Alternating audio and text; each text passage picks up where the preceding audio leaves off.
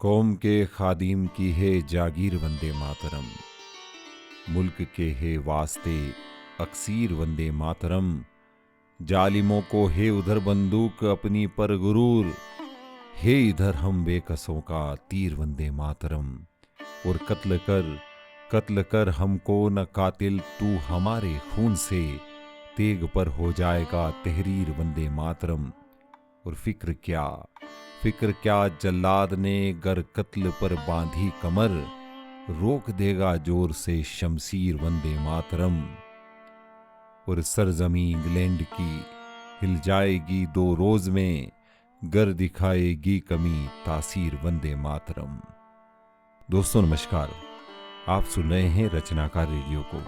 हमारे देश का वो गान जिसने इस देश की आज़ादी में अपनी महती भूमिका निभाने वाले कई क्रांतिवीरों में जोश का संचार किया था।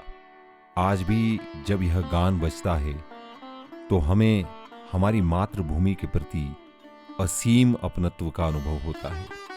हमारे देश के इतिहास में ऐसे कई अहम पड़ाव आए जब गीतों कलाओं ने अलग अलग रूपों में लोक भावनाओं को सहेजकर आंदोलन को आकार देने में अहम भूमिका निभाई। चाहे छत्रपति शिवाजी महाराज की सेना के युद्ध गीत हो, आज़ादी के आंदोलन में सेनानियों के गान, या आपातकाल के विरुद्ध युवाओं के सामूहिक गीत, इन गीतों ने भारतीय समाज को स्वाभिमान की प्रेरणा भी दी और एकजुट भी बनाया। ऐसा ही है भारत का राष्ट्रीय गीत वंदे मातरम, जिसका इतिहास किसी युद्ध भूमि से नहीं बल्कि एक विद्वान बंकिम चंद्र चट्टोपाध्याय जी के शांत लेकिन अडिग संकल्प से शुरू होता है। सन 1975 में जगधात्री पूजा, कार्तिक शुक्ल नवमी या अक्षय नवमी के दिन उन्होंने उस स्तोत्र की रचना की जो भारत की स्वतंत्रता का शाश्वत गीत बन गया। वंदे मातरम केवल भारत का राष्ट्रीय गीत ही नहीं, सिर्फ स्वतंत्रता आंदोलन का प्राण ही नहीं, बल्कि यह बंकिम चंद्र चट्टोपाध्याय द्वारा सांस्कृतिक राष्ट्रवाद की प्रथम उद्घोषणा है। इसने हमें याद दिलाया कि भारत केवल एक जमीन का टुकड़ा नहीं बल्कि एक भू सांस्कृतिक राष्ट्र है जिसकी एकता उसकी संस्कृति और सभ्यता से आती है। जैसा कि महर्षि अरविंद ने वर्णन किया, बंकिम आधुनिक भारत के एक ऋषि थे। उन्होंने अपने शब्दों के माध्यम से राष्ट्र की आत्मा को पुनर्जीवित किया। अपने एक पत्र में बंकिम बाबू ने लिखा कि मुझे कोई आपत्ति नहीं है यदि मेरे सभी कार्य गंगा में बहा दिए जाएं। यह श्लोक ही अनंत काल तक जीवित रहेगा। यह एक महान गाना होगा और लोगों के हृदय को जीत लेगा। औपनिवेशिक भारत के सबसे अंधकारमय काल में लिखा गया वंदे मातरम जागृति का प्रभात गीत बन गया। सन 1996 में रविंद्रनाथ टैगोर जी ने वंदे मातरम को धुन में पिरोया और यह गीत भाषा और क्षेत्र की सीमाओं से बढ़कर पूरे देश में गूंज उठा। तमिलनाडु में सुब्रमण्यम भारती जी ने इसका तमिल अनुवाद किया और पंजाब में क्रांतिकारियों ने इसे गाते हुए ब्रिटिश राज्य को खुली चुनौती दी। 1905 में बंग भंग आंदोलन के दौरान वंदे मातरम के सार्वजनिक पाठ पर प्रतिबंध लगा दिया गया था।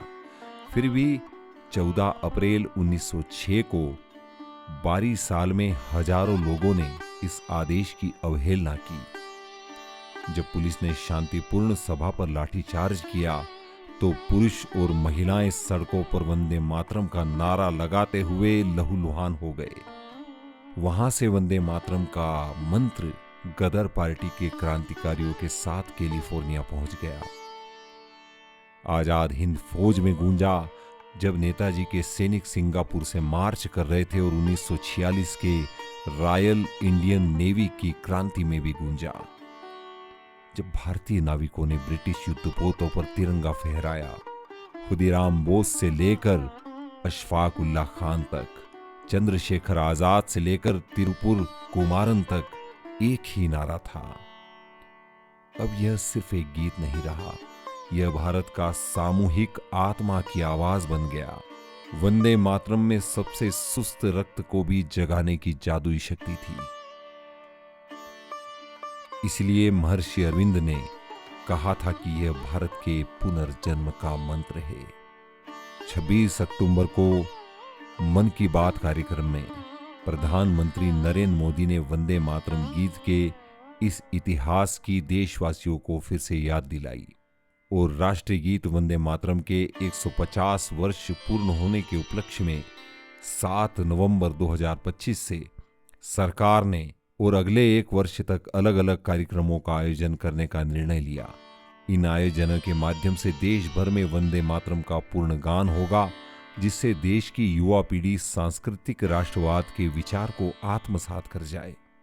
दोस्तों, जिस तरह सरदार पटेल ने एक भारत का निर्माण कर वंदे मातरम की भावना को मूर्त रूप दिया, वंदे मातरम आज भी विकसित भारत 2047 के हमारे संकल्पों में प्रेरणा दे रहा है।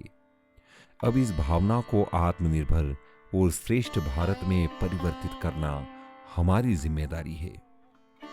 वंदे मातरम स्वतंत्रता का गीत है, अटूट संकल्प की भावना है और भारत के राष्ट्र जागरण का प्रथम मंत्र है।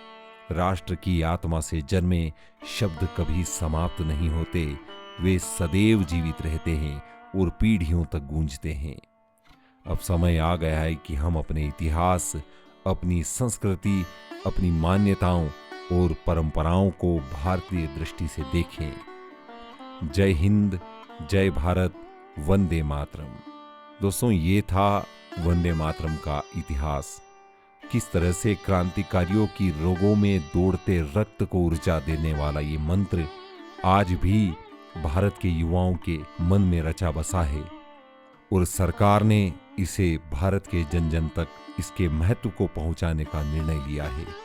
तो चलिए मातृभूमि को नमन करते हुए एक बार पुनः कहते हैं, वंदे मातरम, जय हिंद, जय भारत।